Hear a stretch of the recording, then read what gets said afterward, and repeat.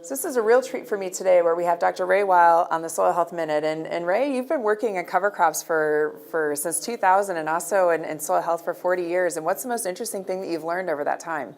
Well, it's been a real journey, a real adventure. I was fortunate. I got my education. I began my education and grew up in Michigan, but I ended up doing my graduate work in Indiana and then in Virginia, and then moved to Maryland. And Maryland and Virginia and Kentucky have perfect climate for no-till. It really is easy there, and for cover crops. And so actually back in the 1970s, early 70s, when I was in graduate school, showing my age, we were doing cover crop research, no-till research, and no-till became the standard practice in Maryland. So by the early 80s, majority of farmers were using no-till. 75–80% of crops were planted no-till. It wasn't necessarily long-term, but you did not see much bare soil. You wouldn't know what color the soil was, in other words. It was always covered with residue. And the cover crops sort of dropped out. I think that was because there were economic interests for herbicides and for the no-till system and machinery, but there wasn't much of a business behind the cover crops at the time, and they just sort of dropped out, which was a mistake. But my career and my work was with farmers who were doing no-till and with an interest in cover crops. We had a number of problems we had to deal with. And then we started having big environmental problems and water quality, just like in the dead zone in the bottom of the Mississippi and in the Great Lakes and Lake Erie and all that. But we ran into those problems 20 years earlier, 25 years earlier. I mean, the Chesapeake Bay, which is the world's greatest estuary. Baltimore used to be the oyster capital of the world, and fisheries and crabs and rockfish. It was just a wonderfully productive bay. It was dying. And in Maryland, farmers and fishermen live side by side because the bay runs right up through the middle of it. So your neighbors might be what we call watermen. They might be going out and making their living getting crabs off the bay in their boats while you're farming. So there's a real connection. You see that, hey, I'm messing up these guys' life because I'm polluting, once they made that connection. And so we really started some programs with neighboring states because the Chesapeake Bay runs all the way up through Pennsylvania and Delaware and all the way up to New York State. That's a little bit harder, to get farmers in Pennsylvania and New York to be concerned about what's happening downstream. But we had these pressures, and so we started doing things, I think, way ahead of the rest of the country. And one thing as I studied no-till and as I worked with farmers, and you see it happening, in the first couple of years, it's not so impressive. But when you look at fields that haven't seen any tillage for 30 or 40 years, and you look at what that soil system is like, it's much more like the natural system in the forest or in the prairie. And you realize what a mess we make of soil as a material, as a system, when we plow it. And you have to keep plowing it because you've turned it into this, if it's a clay soil and you're tilling it and it gets wet, you're bogged down, you can't do anything with it. You have these dinner bell soils like you have in the Red River Valley where you've got about 2 hours where you can till them and they're either too wet or too dry. None of that happens under natural conditions. That doesn't happen out in the prairie. And we can get back to that condition, and it makes farming so much easier and more effective and more profitable once you get to that condition. So it's really been a journey to see that. So here in North Dakota, we talk a lot about picking a goal and then choosing your soil health building practices around that goal. And for a majority of the farmers here, it's erosion control. Is it nutrient leaching in your part of your neck of the woods, or is it erosion there as well? Well, erosion is of course the first thing. If you lose the soil, you've lost, game's over, right? So everything else is secondary to that. But we've pretty much controlled erosion. We have very little sediment now leaving our farms because there's almost no tillage. And once you stop tillage, and of course you have to leave the residue, it wasn't until the middle of the 20th century that we realized what really causes erosion is that raindrop impacting the soil.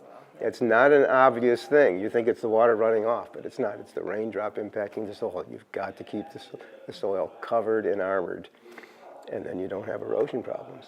And we have slopes. Parts of Maryland are flat like here, and the slopes are very, very minor, but other parts are what you would think was a ski resort. I mean, real slopes, 10, 15% slopes, and we're growing crops on them. and they have. And you know, they've been farming for 300 years, and most of the soil is down off the land. So it's very dramatic. So you've worked quite a bit with cereal rye and radish, and those are two of the most common cover crops we're using here in North Dakota. And so what's been the most fascinating things you've learned about a radish and what it does in the soil? Well, let me mention cereal rye first. Cereal rye is the most common cover crop anywhere. It's so easy to grow. You can plant it late. It manages to survive the winter. You get some kind of cover. But it has some real downsides, right? It has some good things, but it has some real downsides. One is it ties up nitrogen. Okay. If you let it grow enough to add biomass to the soil, you're going to pay a price if you're trying to grow a corn crop into that, if it's a nitrogen-using crop. And so that's something that scares farmers. They don't want to see it grow very big, and so they kill it early. And then they don't get very much from the cover crop. And that's the most common cover crop in Maryland as well.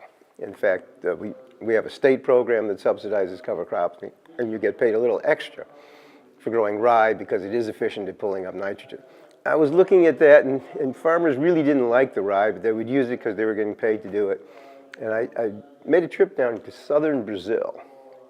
So you go south of the equator, and you go far enough south in Brazil, and it starts to get cooler and cooler. And so the very southern part of Brazil has a climate very much like Maryland.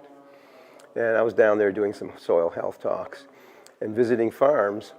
And I would drive up the farm lane on a big farm, and you know how you drive up a farm lane here and you often see variety trial signs or herbicide signs from plots. This was in, I think it was 1999. And I drive up the lane and there were these little signs, and there were cover crops. There were all these cover crop trials.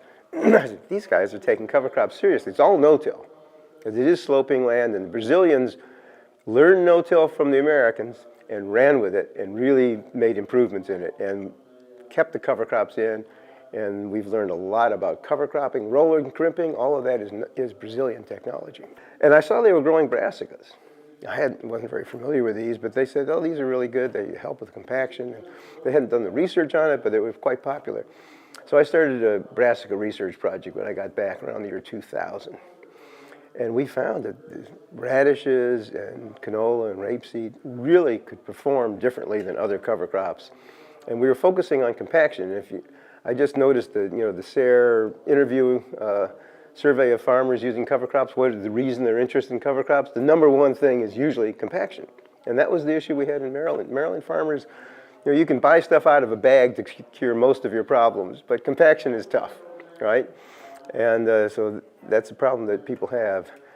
And so I said, well, if we can solve this with plants, we're going to really be ahead of the game, because we wanted to stick with no-till. But how do you solve the compaction problem? And that's when I started doing research on biodrilling, which is a really different way of solving compaction. So if you can get roots to grow down and leave channels, they create sort of superhighways through the soil that your crop roots will continue to follow. It's like an infrastructure. It's like building the interstate system.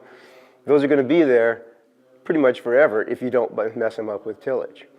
And so that's kind of what our objective was. And we tried a lot of different brassicas, and the radish really stood out in its ability to do this. Yeah. I'm a huge fan. Obviously, I've read your Nature Property of Soils book, and I've also read a lot of your research articles. So thank you for bringing that information to our farmers here. Oh, it's a great pleasure to be up here in North Dakota. I have to say that one of my most eye-opening experiences and inspiring experiences was about 10 years ago. I was invited to go to Bismarck, North Dakota. And I found out that Bismarck, North Dakota was really ground zero, epicenter of the cover crop no-till revolution. The farmers, some of the leading farmers there, and Jay Furman with the NRCS, were really doing fantastic things. And it was the first meeting that I'd been to, a big farmer meeting, where the farmers were given the talks. And that was just eye-opening and terrific. I thought that was just wonderful. That farmers were telling people what they were doing, and they had figured out solutions. And I was the only sort of academic person there. And that was great. There's a lot to be learned from farmers. Yeah, there is a tremendous amount. Always learn from farmers. Yeah.